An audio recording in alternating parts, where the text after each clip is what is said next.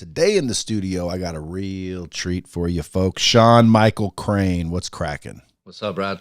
Dude, if you guys haven't heard of this dude, then you need to go check out his website, SeanMichaelCrane.com. You can find him on social media at Sean_Michael_Crane, CRANE.com. You want to get up on that sucker. .com. I'm sorry. Sean_Michael_Crane, and then obviously Facebook's Sean Michael Crane. So, dude, ultimately, your story is basically jailhouse to the penthouse, yeah? That's what's happening. So what'd you go to jail for?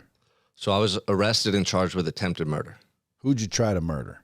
I didn't Allegedly. try to, allegedly. So I'll give you the story, man. It's something out of a book, something out of a movie, right?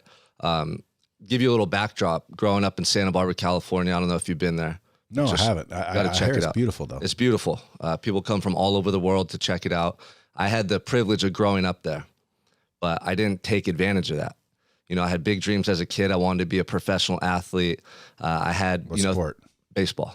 I love surfing too. So whatever one I chose, I could have went pro at. I was giving my all, and I was loving life as a kid. And then at 14, my dad went to prison. My mom left us all within my first month of freshman year in high school. What'd your dad go to prison for? He had a pistol. He had a gun. There was an argument at the house. The cops came. So brandishing a weapon. Yeah, So you don't go to prison for that. Yeah, you do in California. You go to prison? Yeah. Like how long? For 16 months. Damn, dude. Yeah. That's heavy duty. Yeah. So I went from living this innocent life thinking things were great and I had a great future ahead of me to realizing, no, there was a big problem in my household. My parents were battling addiction. There was all this turmoil and chaos that I never really saw or understood. And it all just came to the forefront on that day. So in the blink of an eye, my dad's gone, my mom's gone, and we're living at the same house with my uncle. And I'm trying to... Where'd your mom go? She was strung out. She was battling addiction my whole life, and I didn't really know. And when my dad left, she just came unraveled. And like slowly but surely, she started not coming home, and we weren't seeing her, and she was just gone. Now, this book, Prison of Your Own, that you wrote, is that about all that? Yeah. Yeah, it talks about the stuff I went through in childhood, a lot like what you described as far as the trauma, the things that we have within us that we can't resolve. I was dealing with all that early on. So I didn't know what was going on in my life until I sat in a cell and was able to reflect, and I could see the truth. I could, connect the dots to why I ended up in that cell. Yeah, I didn't do the crime, and we'll talk about that in a second, but this was 10, 15 years in the making of choices and going down that path. And I had to go back and relive a lot of the things that I dealt with or suppressed from early on in my childhood. The things I didn't want to talk about. My parents leaving me.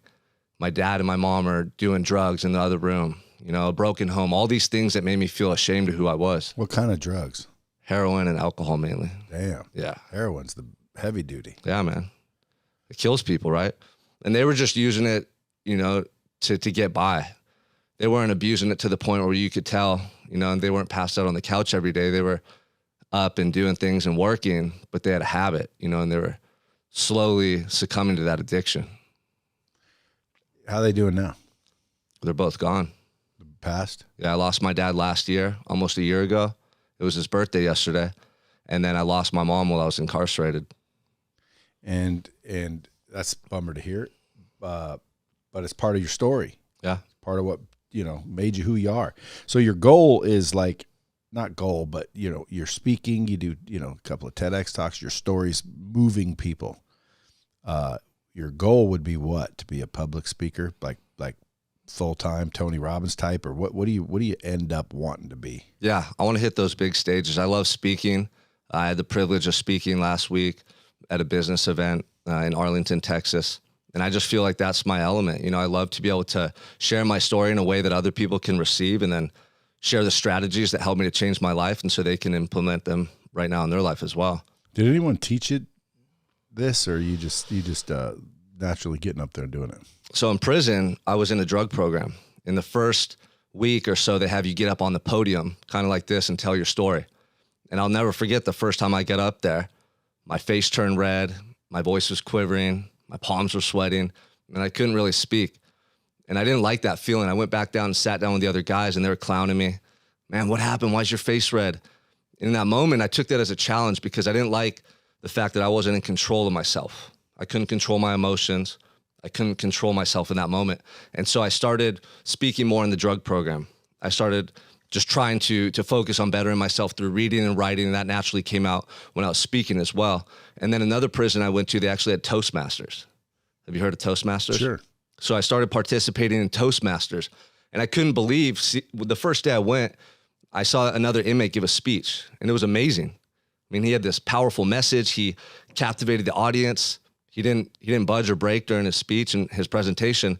And I thought, man, I want to do that. I want to be able to do that and share my story, my message. So I started participating in Toastmasters, and I started giving rehearsed speeches. They were only about 5 to 6 minutes, but it was practice, and I was getting better at it. And then when I came home, just using social media to share my message, share my story, and you practicing all the time, practicing at home, knowing that that was the vision, that's what I want to do. And then finally getting an opportunity earlier this year to do a TED Talk, and then to speak at the Badass Business Summit last weekend. Now, when all this stuff happened, you were what, 23? Yeah, I was 23. And you're sitting in jail for attempted murder. Yeah. And then I said, who'd you murder, or who'd you try to murder, or allegedly? And you said you didn't really do it. Who was it? Like, so, why would they arrest you for attempted murder if you didn't attempt to murder someone? Crazy, right? So I went to a party on the Mesa in Santa Barbara, which is right on the cliffs on the beach. It's beautiful. I wasn't even going to go to that party. I was going to go downtown, hang out with some friends, but we got invited to it, and I didn't know anyone there. I went with a childhood friend that I knew from kindergarten, and we show up, and we don't know anybody. We're just hanging out, drinking, and this girl that I knew from the past shows up with 3 other guys, and I knew of them. I'd seen them before. We might have talked 1 or 2 times, but we never hung out outside of that party. But they're the only people that I really knew, or was associated with. So we're hanging out, drinking, and they had got into an altercation with some guys at the party I'd never seen before. They almost got in a fight, and then it died down. And so we're hanging out the rest of the night, and we go to leave. We go to leave to go downtown to the bars where we're supposed to be. And that group of guys follows us out. And now there's a confrontation on the front yard, and you could tell there's going to be a fight going down. And I'm just sitting there. I'm prepared to see this fight and see what happens. And it breaks out. All hell breaks loose. People are throwing punches. It's like a melee on the front lawn. People are flying everywhere. And I see this guy standing across from me from where you're at. And he locks eyes with me and starts walking towards me. And as he does, I just get blindsided. I feel like I'm getting tackled or jumped or something. And I get slammed into a parked car, and then I fall to the ground. And I got this person on top of me. I'm bear hugging, trying to just hold on. I'm thinking any minute I'm going to start getting kicked in the head and jumped, and they're attacking me for some reason. But that doesn't happen, and I'm just trying to roll this guy off of me. And finally, I roll him off of me. And as I get up, my thought was, this guy's going to swing on me. He's here to attack me. He's going to hurt me. So I threw 2 punches towards him, and they glanced off the side of his head. And then I stood up, and he stayed face down, and he didn't move. And I hear my friend calling me, my childhood friend, Sean, let's go. Sean, let's go. And he's standing in the street about 10 feet away. And everyone's screaming. It's crazy. And we're just trying to get out of there at this point. And I start limping over towards him. My back got all messed up in that crash into the car. And when I get under the street light, just like this, there's just blood dripping all off of me. I mean, covering my face, my chest, my arms. And he looks at me in the eyes and he goes, man, what the hell? You're covered in blood, Shad. And I'll never forget that moment. It was so surreal. And we get out of there. We walk up the street. He had called a cab because we were supposed to leave. And as we're walking up around the corner, cops are coming by with their sirens on. They're racing to the party. And we duck into this little laundromat. And I was so drunk and altered at that point, I could barely function. And he's just kind of guiding me. He pulls out an old shirt from the laundromat dryer. He's like, you can't walk around like that. Here, throw this on. So I take off my bloody shirt and I put on that shirt, and we walk away, and we get in the cab and we leave. And by the time I got to his place that night, I knew something bad had happened. I was trying to make sense of what just took place right there. You know, it happened so quickly. And sure enough, I Googled it the next morning when I woke up, and it said 2 men were stabbed at a party on the Mesa. One's in critical condition. They don't think he's going to make it. And then later that day, I was arrested. For the stabber? Yeah. So what happened is no one saw the initial attack. Everyone came out of the party as it was already taking place. What everyone said in the police report was, we saw Sean getting up off of the guy, throwing 2 punches down at him. And the way the cops wrote it up was that I was striking. That's the word they used. So that could be a punch, a weapon. And I was just trying to defend myself at that point. I didn't even really hit him, but I threw those 2 punches, and that's what everyone saw. So now the cops are looking for me. They find a bloody shirt, my shirt. People at the party are saying that they saw me on top of this guy, and I was attacking him. Was he already stabbed by then? Yeah. So what I know that happened after talking to other people and playing it back in my head was that when they were tackling him and stabbing him into me, that was that crash into the car and then onto the ground. By the time he was on top of me, he was already stabbed and he was just bleeding on top of me. So you must have went to court and lost. So the first day I went to court, my lawyer came up to me and she looked at me and she was scared. She was all nervous. She said, "Hey, the victim's brain dead. He's not going to make it. They're going to amend your charges to homicide. You're going to be charged with homicide formally today." And that was the first thing I heard at court. And so they didn't do it that day. They said, "Well, let's wait and see what happens." He was in a coma. Allegedly, he died 3 times on the way to the hospital, and they revived him. And he was in a coma, and they were saying he was brain dead. He wasn't going to make it. And the paparazzi, the news press was there taking pictures of me. My picture was on the front page of the newspaper in my hometown for this attempted murder. And so I go back to jail, to my cell, and I'm thinking my life's over. At 23, I'm thinking they're going to send me to prison for the rest of my life, and it's done. And I end up fighting that case for 8 months, going back and forth to court. The victim survived, thank God. He knew and his family knew I didn't do it. And a lot of people knew I didn't do it, but no one wanted to come and talk to the cops. No one wanted to come forward and get involved. But so in court, when they said, "Dude, you're guilty," how come the dude didn't say, "That guy didn't stab me"? He didn't want to come and talk to the cops. He didn't want to get involved. He didn't ask for any restitution. He didn't ask for anything. He just wanted to be removed from the situation. He almost needs an ass kicking for that. I mean, part of me would think, man, why isn't this guy come? I thought I was going to get let go. I thought they were going to come and say, "Hey, so-and-so came and talked to the DA or the judge. You're out of here. We're going to, do your paperwork and let you go." And so for the first couple months, that was my hope. I'm just waiting. Like, this can't be real. This can't be happening. And then 3 months goes by and I'm going back to court, 4 months. And then I'll never forget, one day I called my lawyer and he goes, "Well, you're going to prison, Sean. They think you did it. No one's saying anything otherwise. The police report looks really bad. You're going to prison. It's a matter of how long at this point." Man, it's easy to sit back and, listen, because I'd be like, "Dude, you got a shitty attorney. Like, something's wrong. Like, if I didn't stab anybody, I'm not going anywhere." But dude, that's not always true. You can get easily convicted of something you didn't do. It happens all the time. Happens more than people think. Yeah. And I mean, who knows if I would have had, $100,000 to drop on a lawyer and drag it out for a couple of years and fight it, would more information have come out? Maybe. But, that wasn't my fate. That wasn't what was supposed to happen. So you ended up getting sentenced to the pokey. Where? So I took a plea deal. I didn't go to trial. They told me if I go to trial. Federal or state? State. So I took a plea deal. They dropped my charge to assault with a deadly weapon. I had to admit to doing something I didn't do. And then I got 7 years at 85%. You have to do 85% of your sentence. So I did 5.5 years. First spot you go is Wasco, which is a reception. They send you there and figure out what prison you're going to do your time at, which is up in Bakersfield, California. It's just in the middle of nowhere, and it's not a fun place to be. That was my first experience in prison. So you wake up, you're in prison. Yeah. Tell me about that. I mean, it's surreal. It had been almost a year by this point, so I had already started to change my life. I made a commitment to myself in the county jail on about month 4. As I was fighting my case, I knew it wasn't going away. My whole life, Brad, I ran from my problems, man. I took pills, I drank, I suppressed my emotions. I didn't talk about my parents. I've been running from my problems my whole life. And by the time I got to that cell, I was exhausted. I was exhausted from running, feeling defeated, losing, and I didn't feel in my heart that I was a loser. I knew I was made for more, but I wasn't giving my all. I wasn't showing the world my true self. And I'll never forget, in that cell, I just made a commitment that no matter where I go, how much time I spend in prison, I'm going to give my all to being my best self for the rest of my life. And so that included sobriety. That included, being true and authentic to who I am. And I never looked back from that moment. There was one day specifically in court, I was sitting there all day, shackled up like this from 6 a.m. till 4 p.m. on these stainless steel benches. I was one of the last people to be seen. And I was just in this constant state of reflection. And I was sitting there trying to make sense of what was happening to me. And I was starting to see my part in everything. I wasn't mad at the judge or the DA. I wasn't blaming others. I was starting to connect the dots to my drug use and being at that party and not pursuing my dreams and my vision for who I wanted to be and taking the shortcuts in life.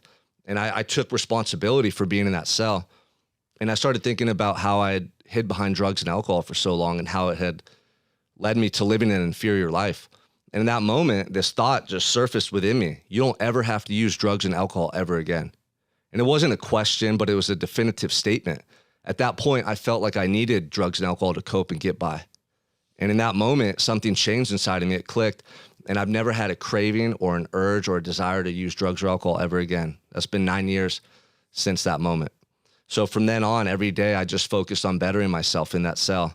I had nothing. I had some books, writing paper, a little dictionary, and I just started creating these routines in my cell every day. First, it was, positive self-talk, thinking about the things in my life that I was grateful for and just, fighting that internal battle every day, not allowing the what ifs or the negative aspects of my situation to win me over, because I would have been dead in that cell. I would have, felt like I was suffocating every day from the negative thoughts and the what ifs about the future and spending the rest of my life in prison.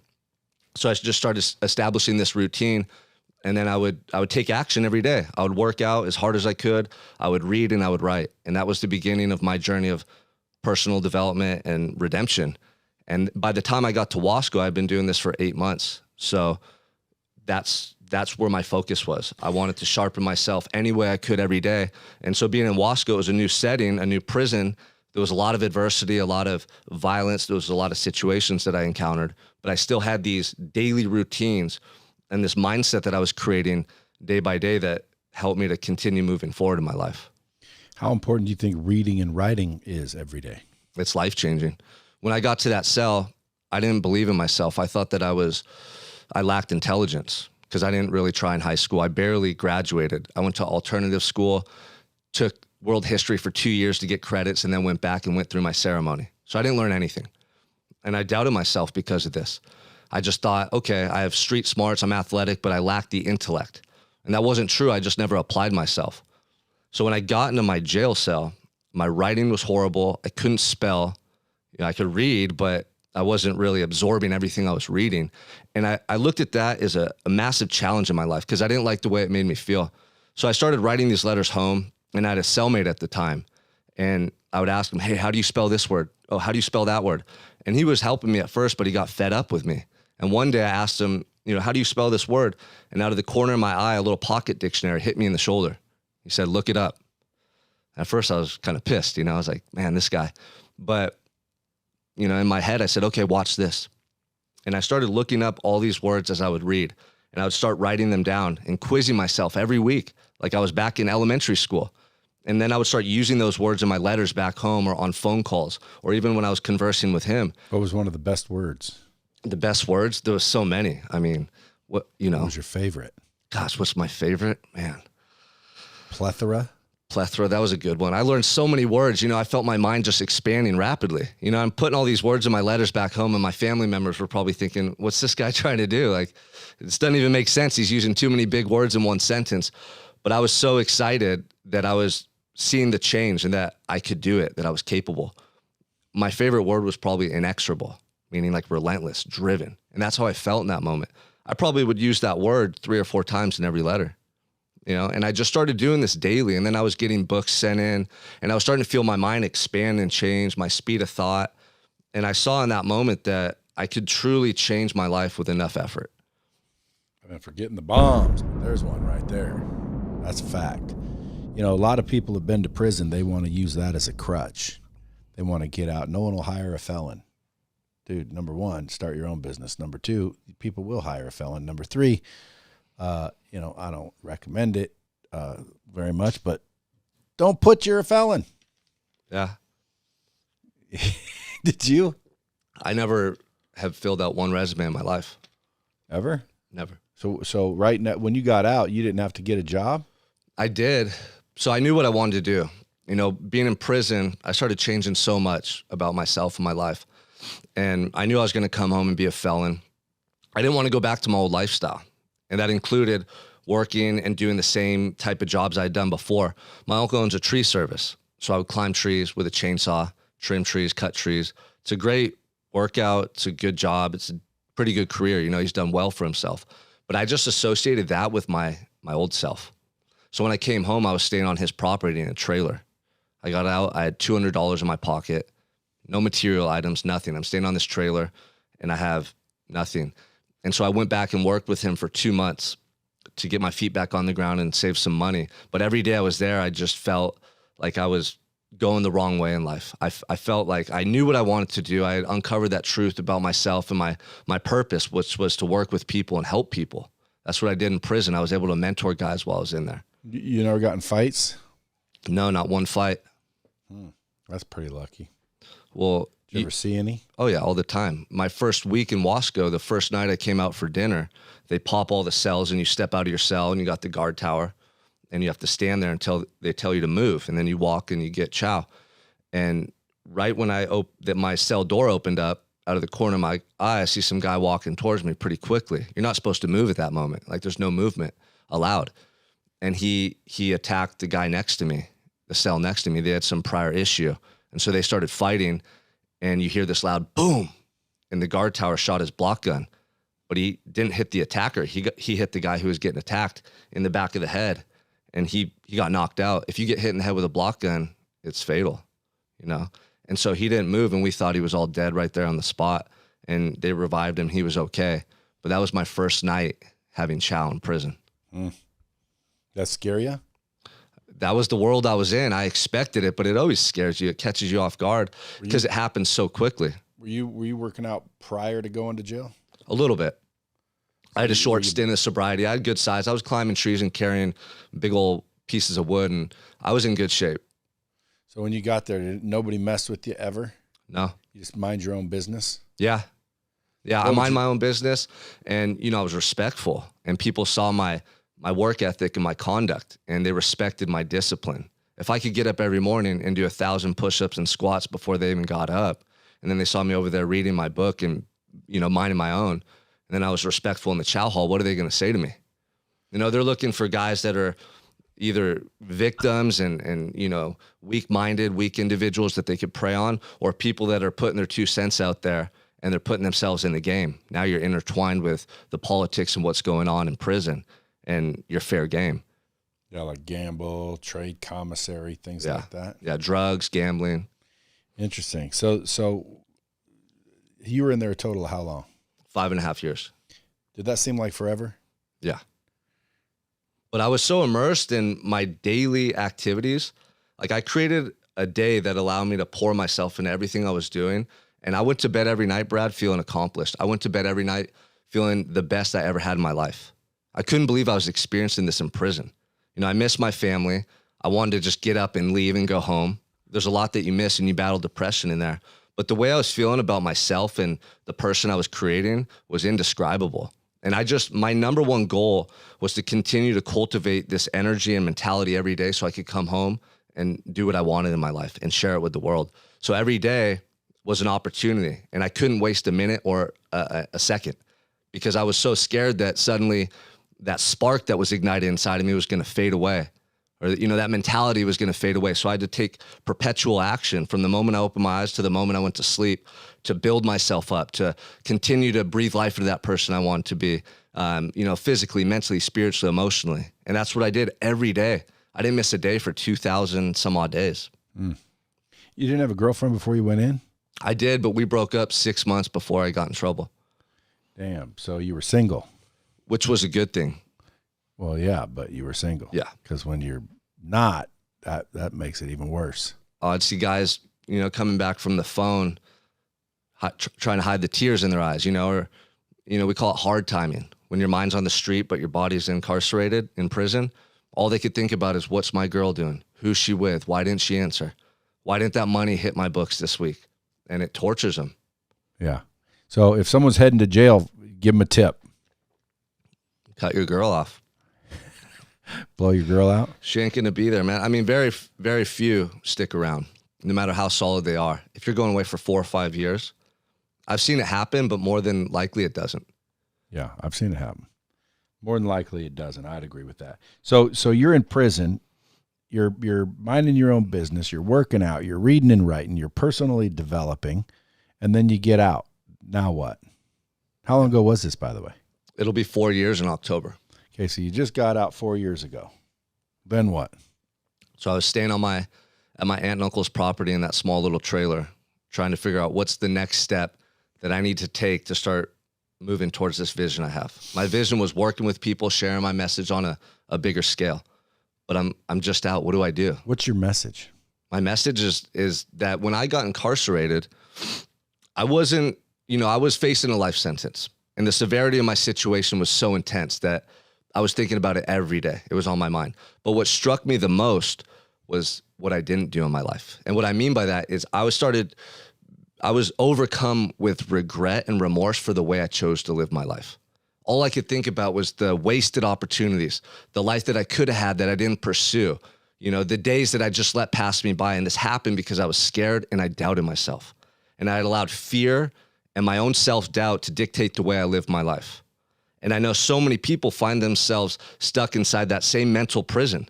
They have this life they dream of, this person they aspire to be, but they're settling for less because they're scared. What if I can't do it? What will other people think? What if I fail? And they never take the steps to get there.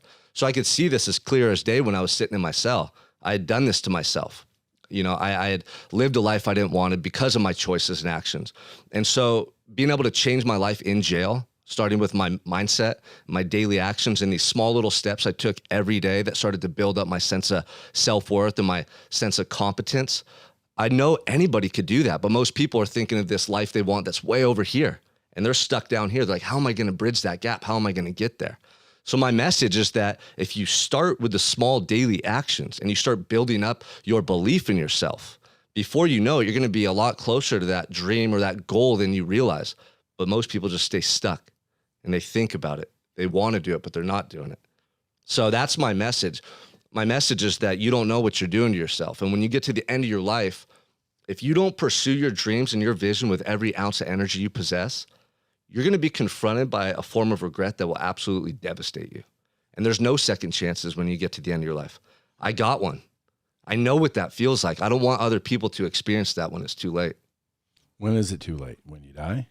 I mean, how many people do you think are, until you die, you still have a chance, but how many people do you think are in their 60s, 70s, and 80s thinking, I wish I would have. I wish I would have pursued that business idea I had. I wish I would have, taken better care of my wife and kids. I wish I would have taken better care of my health. My body's deteriorating. I'm dying 10 years earlier than I should be. All the what ifs, or I wish I would have, they start to plague us as we get older. Yeah, well, those what ifs can definitely impede your ability to succeed. How do you get rid of the what ifs? Well, you got to believe in yourself, right? How do you build that belief? Small daily actions done to the best of your ability. Incremental wins. When I was in my cell, I had nothing but writing paper, a couple random books, and a small pocket dictionary. I started working out like it was the last day I had arms and legs. I looked up every word in that dictionary more times than I can count because that's all I had. I wanted to be a scholar as well. I wanted to be, a bodybuilder in that cell. I wanted to be. Why? Why? Because my life mattered, and I didn't want to just die in that cell, with nothing to prove or show the world. I knew I was made for more than that. And when I got to that cell and I saw the truth, which was, man, you just wasted your life. You had all these big dreams. You had all these goals. You're going to be a pro surfer, a pro baseball player. You talked about it. Look at you now. You're just going to be another one of those people who had dreams that didn't pursue them. You're just going to be another one of those people that wasted their potential. I hated the way I felt in that cell. I was so ashamed. And I took that negative energy, that emotion, I turned it and used it in my favor and channeled it into everything I was doing. And they all had to be positive actions that built me up because I had spent over a decade doing things that just tore me down over and over. So when you woke up and, every single day in prison and you just read, wrote, worked out, no one was messing with you. So it wasn't that tough. What was the hardest thing for you? I mean, you're hungry, you miss your family. You battle depression, you battle the what ifs about when you get out, are you going to be able to find success, live a good life? Are you going to get out and just go back to drugs, go back to your old lifestyle? I mean, it's the mental war that you have to battle every day. Now, before you went in, were you doing drugs? Yeah. What kind of drugs? Pills, smoking weed, drinking. In Santa Barbara. Yeah. All your friends doing it too? They were, yeah. I had, a circle of friends that kept me stuck, that I was comfortable with. Were you in school or did you drop out? I went to high school and I got a degree, and after that I went right into work. So, or I got my diploma and then I went right into working for my uncle. Yeah. So when you went to school, like bunch of drugs? Yeah, every day. The person you supposedly stabbed, that person's still walking around today? Yeah. Did they feel bad they didn't say anything now? I've never talked to him. Never talked to him or heard from him. The only thing I heard through a family friend was that him and his family knew I didn't do it. That was it. So somebody at that party stabbed. How big was the party? Couldn't be that big. It was big. So 3 people were arrested. Myself and another individual got charged with a stabbing. The other individual went to prison too. There was another party that wasn't arrested that I got blamed for the assault for. Well, you're in the wrong place, the wrong time. That shit happens, dude. Exactly. I'm surprised that, they convicted you of it, because unless someone like saw you, but maybe they had witnesses that saw what they saw and they put 2 and 2 together. And plus you pled guilty. You should have fought it. I might still be in prison. You might, but you also might not But now be a felon. I'm living the life that I always dreamt of, man. And I don't look back and think, I wish I would have, or what if, right? Because the way everything's unfolded since, and the life that I'm able to live now, is everything I wanted and more. So I look back at that as the defining moment of my life. And I felt that in the midst of it. I felt like this is your shot, man. This is your one chance to really just go all in to be the person you want to be. You're never going to get this opportunity again. Maybe that's why it happened to you. That's what I think. I don't question it. I don't look back and try to think, what if, or if this happened, would my life be different? I look at it as it was exactly what was supposed to take place in my life. And it gave me everything that I have today. It gave me a beautiful family, a career that I love doing, big dreams that I'm still chasing. I get to come here and talk to you today. None of this would have been possible. I'd either be dead or living a meager, inferior life if I didn't go to prison, and that didn't happen. Yeah, man, that's a pretty good attitude. A lot of times people would use the prison to hold them back from the future. Mm-hmm. So, Sean, let me ask you. So, again, not everybody goes to prison, but what can people learn, even though they don't have to go to prison? They don't want to go to prison. They're not going to go to prison, to just get a more positive mindset on a regular basis. Like, what did you learn to do that? Yeah, 2 things stand out to me the most. I think a lot of people lack gratitude for what they have. Going to prison teaches you real quick how precious every little thing in your life is. Yeah. The little things that you overlook every day, you'd be wanting back in your life so badly. So every day, telling yourself that life is happening for you, not to you. Everything that's happening in your life right now is a blessing and a gift if you look at it that way. Even the adversity, even the obstacles, you can learn and grow through those moments more so than anything else. So let's say you got food poisoning. That's life happening for you. Maybe you need a little rest, right? I mean, who's the okay, my wife got food poisoning recently, so let me try. The way I look at everything, I always find a way to pinpoint the positive or the positive potential, and I pour myself into that. I refuse to sit there and dwell on the negative, because it has negative repercussions. It's going to affect my attitude, my actions, maybe the way I'm engaging with people. So even if I got food poisoning and I'm throwing up, and then I'm a jerk to my son because I feel like shit, is that okay? No. So you got to reframe the way you look at it. Maybe this is going to make me appreciate the good food that I get to eat all the time. Living in America, not having to go out and, kill animals to eat. I don't know. However, you have to reframe it in your mind so that you don't feel like a victim in that moment. What if someone kicked in your door and raped your wife and then killed her? Damn, Brad, this is the real stuff right here. Well, I mean, dude, like, because I'm trying to vet out the statement, life happens for you. Well, it's a cliche statement. Well, because again, I mean, I've never bought that statement. I still don't. Life happens for you. I think just life happens. Yeah. Period. Well, shit happens. A lot of I'm lucky as fuck. I hardly anything bad happens to me, and quite frankly, with the positive mindset that I have, really nothing bad happens to me. But I don't think life happens for me, because nothing bad is happening. So what's that mean? It's happening for me. No, and then when someone has something bad, like their freaking kid gets a terminal illness or something bad, well, it's happening for you. I don't know if I buy that. So I'm trying to vet that one out right here while I'm talking to you. Why do you think it happens for us? I tell that to people because most people tend to see the negative or potential negative of a situation. Yeah, but let's say you got door kicked in and your wife there's got always killed. exceptions to every rule. In that situation, it's kind of hard to sit here right now in that hypothetical and tell you, hey, Brad, that's happening for me, brother. Right? That's right. I'd probably want to go out and find that guy and cut his head off. Or put him in jail. One of the two, right? So every situation obviously is going to be a little different. But what I found when I was in my cell with nothing, that every day trying to focus on the positive, trying to think about things that I was grateful for, completely changed my perspective on life. And I know a lot of people out here struggle with that. So one of the easiest ways is to start running everything through that filter. Maybe this is happening for me. Maybe I can learn from this. What happened to your finger? Oh, I broke it.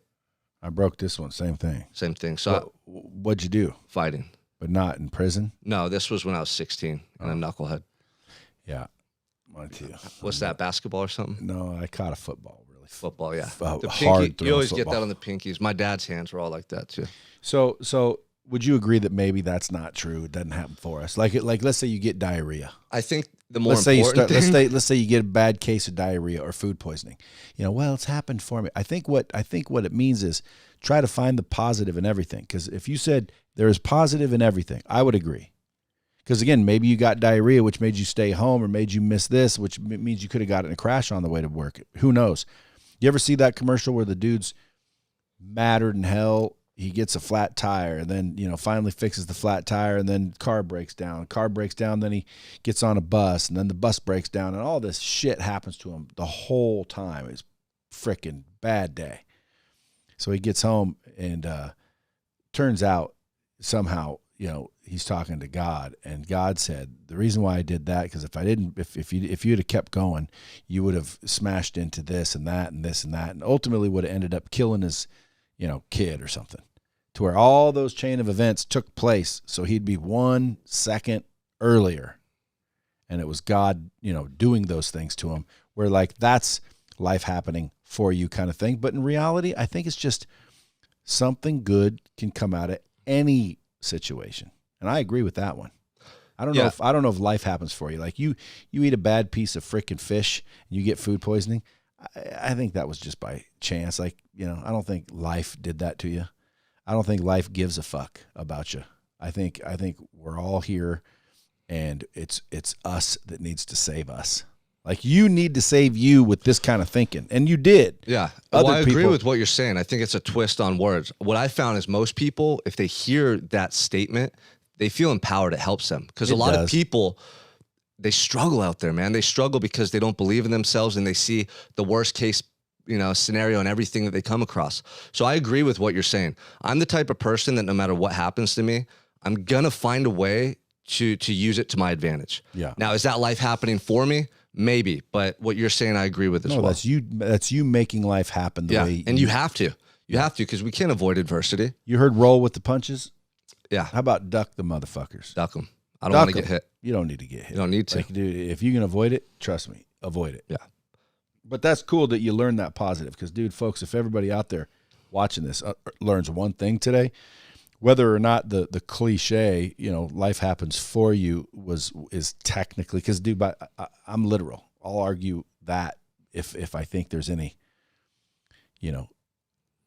air in it. And I think there's air. Now, again, I know a lot of people that say that. Rich people, powerful people, smart people. So there's something to it. Like you said, it does inspire people. People are like, oh, that makes sense. But I don't think it really holds water. What I think really holds water is, dude, your perspective makes a massive difference. You can sit there and feel sorry for yourself because you got food poisoning, or you can take, a positive look that you got food poisoning. And for heaven forbid something happens to your wife or your child or anything like that. But if something did happen, life happens.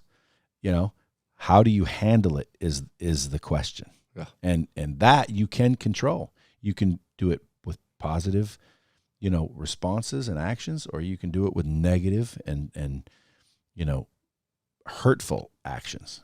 And it's always best to look at the positive. Yeah, 100%. Now, you're out doing the speaking tours. You do TEDx Speak. By the way, if anybody here listening wants this dude to speak at your event, where would they reach out to you? They could reach out to me at prisonofyourown.com. That's a website too. Yeah. Because that's the name of your book, right? Yeah. Prison of Your Own. You wrote that book after you got out or while you were in? Yeah, I wrote it this past year when COVID started. Oh, okay. Yeah, and I just released it in January. How's it going? It's going well. Good, good. Yeah, I brought you a copy if you want one. Well, sure, as long as it's signed. Yeah. I do Audible more than I read books. I did the Audible in April. What's the rule with that? Like when you, because my book's just getting done, and my team tells me you got to wait 21 days after the hardcover's out. I'm like, what? Well, I think that's once you submit it, it takes 30 days for it to be cleared and released. I don't know if there's some time frame that you have to wait between the book release and starting the Audible. You could start it now. Yeah, you can start it, but it won't be available. Yeah, for 30 days. Yeah, I'm going to read my own book as well. Did you? Yeah. Now, what's the book about? Just basically what you learned in prison? It's about what happened to me before prison, how I had all these limiting beliefs and how I had this life I wanted to live, but I wasn't pursuing that life. And being locked up in that cell, I was confronted by regret and facing a life sentence. Everything just came together in that moment. And that's when I made the decision to change my life. And I talk about the things I did in prison to make that time productive and to make it the best years of my life at that point, and what I've been able to do since coming home using those same strategies. What if you ended up back in prison? You know, I have dreams about that sometimes. Every so often I'll have a dream that I did something years ago and it caught up with me. I have a wife and 3 kids now, and I'll have this moment where I'm going back to jail or something's happening. I know I'm not going to see them ever again. And I actually like those dreams, because in that moment I wake up and I have tears in my eyes, and it reminds me of how precious every moment is. Yeah. Am I overlooking something? Did I forget to say bye or give, one of them a kiss? Am I not giving my all? Am I going through the motions? Am I not finding gratitude in what I get to do today? And they help me to remember. So every day I wake up, and one of the first things I tell myself is second chance, make this day count. Yep. That's what puts you in the right perspective. That's what gives you that gratitude. Exactly. Gratitude's key. I always use $1 million cash. If I gave you $1 million cash, would you be happy? People are like, yeah, I'd be excited. Well, what if I told you I'd give it to you, but you couldn't wake up? Well, of course I wouldn't take it then. So what you're saying is waking up, simply waking up, is worth more than $1 million. And when you think about it, shit's probably worth more than 10 million, $20 million cash right now. Like, I would not take 20 million to know that this is my last day. Would you? No, you wouldn't even take $1 billion. What are you going to do with it? Well, I mean, some idiot might say, I'll take $1 billion, give it to my family. But that's a good way to get people to really understand, oh, wow, you're right. Today is a precious gift I get. That valuable. It's worth millions of dollars. But then look at how you'd act if I gave you millions. You'd be so enthusiastic about life. There'd be no pressure. You'd be just so happy. Now, we don't wake up that way though. So that's what I try to tell people. Act like you're getting $1 million cash every single morning, because you're waking up, and just that is worth the money. It doesn't matter if you're going to jail that day. It doesn't matter if your car's out for repo. It doesn't matter if your wife just cheated on you and you're, losing your family because you're going through a divorce. You might think it does, but that's the point. It doesn't. If you just change your perspective, there's more than one way to look at anything. Yeah, absolutely. I use that with my son. He's 11, just to do little things. Maybe he doesn't want to clean his room. Maybe he doesn't want to go to his martial arts class that day. He's tired. And I ask him, hey, if I was going to give you $1 million and I said, clean that room to the best of your ability, would you do it? And he'll look at me and smile and go, yeah, absolutely. So, okay, so why don't you do everything like that? Your life and the way you're living your life is worth more than $1 million. And I tell that to him in that moment, because you see how quick the switch is flipped. He goes from not wanting to do it, maybe half-assing a little bit, to thinking, no, I can do this way better. I'm capable. And it's just that quick little flip in your perspective that's so powerful. Yeah, that's the trick I found. How old are you? I'm 33. So you're a young buck still. You got lots of time. So what's your goals, Sean? You want to be a public speaker permanently, or do you want to turn that into something else? Yeah, I'd love to. I want to put on events. I want to travel and put on big events, 2-3 day events. I want to speak. I want to write more books. I want to continue coaching. I love doing that. You do coaching for people? Yeah, I do life coaching. So when I got out, I started, within 2 months, I left that job with my uncle. I found a spot in a gym in Santa Barbara that I could go and start training out of. That was my first step. I just needed a step in the door somewhere. And what happened is I got home and I'm going through my old contacts trying to figure out, what am I going to do? How am I going to get out of this trailer? And I reached out to an old friend who was doing personal training, and he had a bunch of clients. He said, hey man, you know, I know you were doing good when you were locked up. I want to give you a second chance or help you. You can come down here and train with me as long as you get certified. So I got certified within 2 weeks. I had been reading all the stuff related to personal fitness, exercise science, everything while I was away. So I took the test and all the quizzes and wrote the essays pretty easily. And then the week I was set to go out, there was wildfires that broke out in Southern California. And we were displaced. We had to leave. My uncle's property almost burned down. And then a couple of days later, rainstorms come through, and just this downpour caused mudslides that shut down the roads, locked us in. The US 101 to Santa Barbara was completely covered, and people actually lost their lives in that mudslide. It covered homes and killed people. So now I was stuck in Ventura County trying to That happened for people. There you go. Right?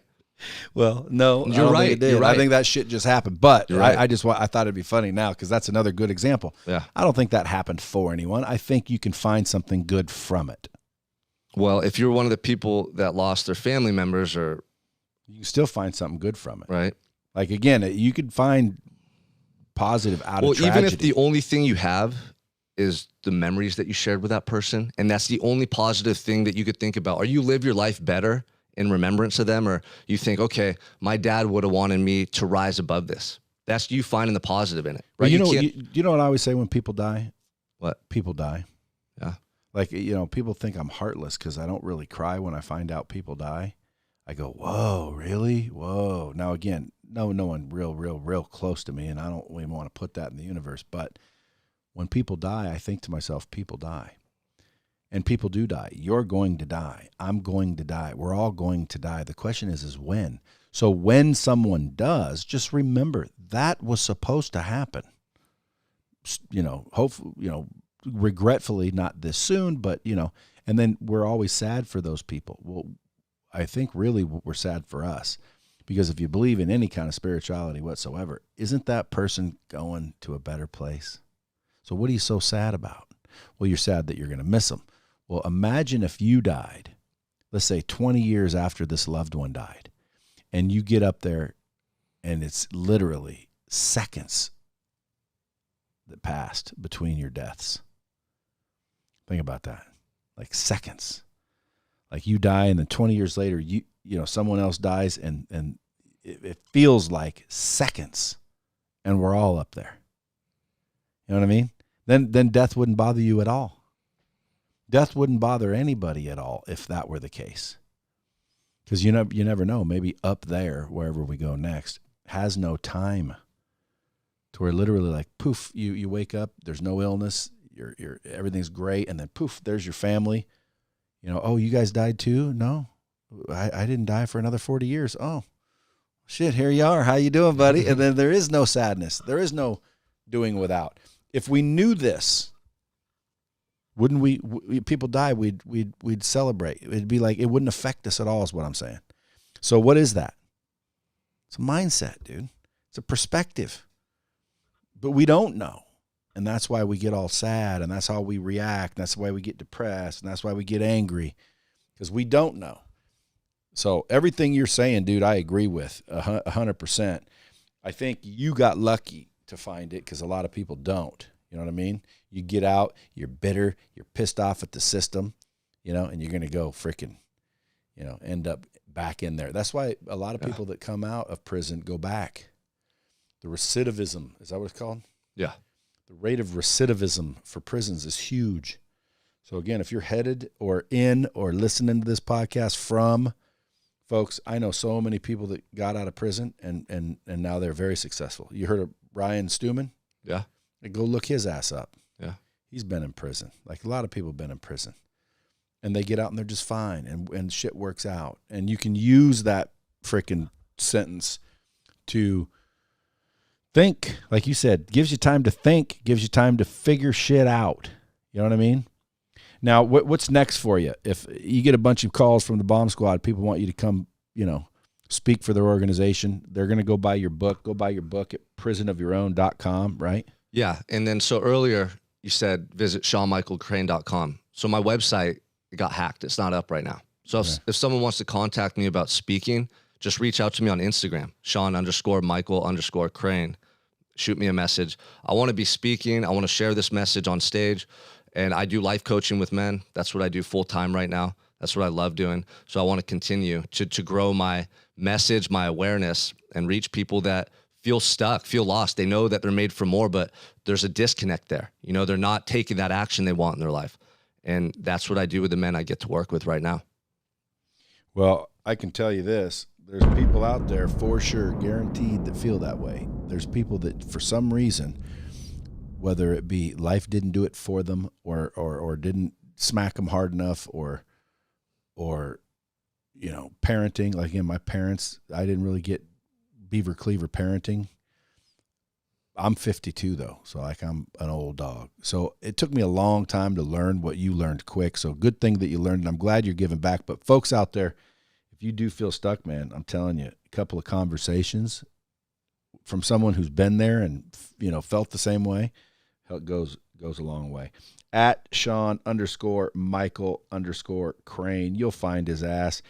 What about fitness? You obviously look fit. You teach any of that, or do you believe in it? Yeah. So no, when I came home, I was doing personal training. I realized that wasn't going to cut it. How important do you think fitness is, though? Oh, it's one of the pillars, right? Fitness is a major component of my life. That was one of the cornerstones of my transformation. It's building yourself up through daily action, seeing the change in your body, knowing I did that, taking care of yourself, eating the right food to be energized, have clarity.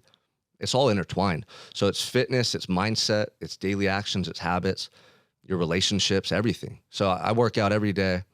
Fitness is a part of my life. I love to work out. I get that same endorphin rush I used to get when I would get high from my runs and my workouts. And that's what helped me to overcome my addiction, is finding positive outlets to channel that energy into.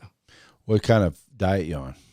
I just eat clean. I eat whole foods, you know, foods that you get at the grocery store that aren't in packages, that aren't, you know, sitting on a shelf for years at a time. So a lot of vegetables, fruits, good sources of protein. No fast food ever? Rarely.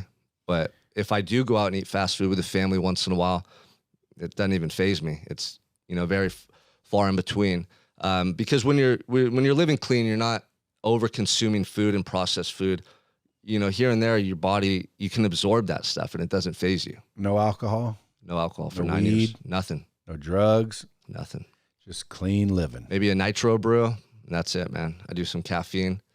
Is that nitro brew beer? No, it's caffeine. Oh, that's the only. That's my one. I guess not. Starbucks? Yeah, Starbucks. I'll do a nitro brew. Caffeine's the only thing I take in that's, you know, that's like a substance. I wouldn't call it a substance. Some people say it is, but I don't drink. I don't do drugs. I don't do anything. Not even tempted to. Not even tempted. What about your buddies? Say, come on, man, let's go out and have a cocktail. I don't surround myself with people like that. So who you hang around matters.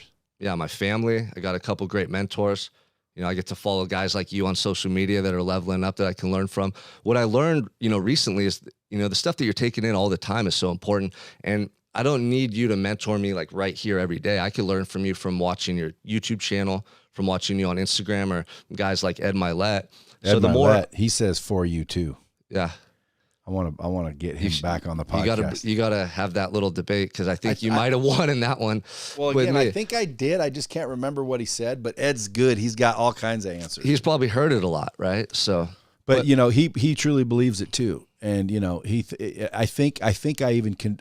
What happened, and if it didn't, I'm going to. I think I convinced him the same thing, which is, you know, it does give people inspiration to hear that way, but it really means what we boiled it down to, which is, guys, how you look at things is what matters. You know, life, in my opinion, is going to happen. Shit's going to happen. It happens to everybody. There is nobody that had an amazing, beautiful, problem-free life except for those who believe they have. Like the other day, someone asked me, what do you do when you get these problems? And I said, dude, I don't really get a lot of problems. I mean, I don't get problems because I look at problems as opportunities. So when you tell me, well, what problems have you had? And I'm trying to think what problems. I can't think of any problems. Why? Because they're not really problems. They're opportunities. Like, for example, I can't find, you know, people to grow and scale my company. I can't find people. Everybody wants to sit home without a check. But see, I don't think that's a problem. First of all, I think it's bullshit. First of all, there are people out there. They do want to work. Okay. You just haven't found them. Number one, that's an opportunity to find them. That's an opportunity to me.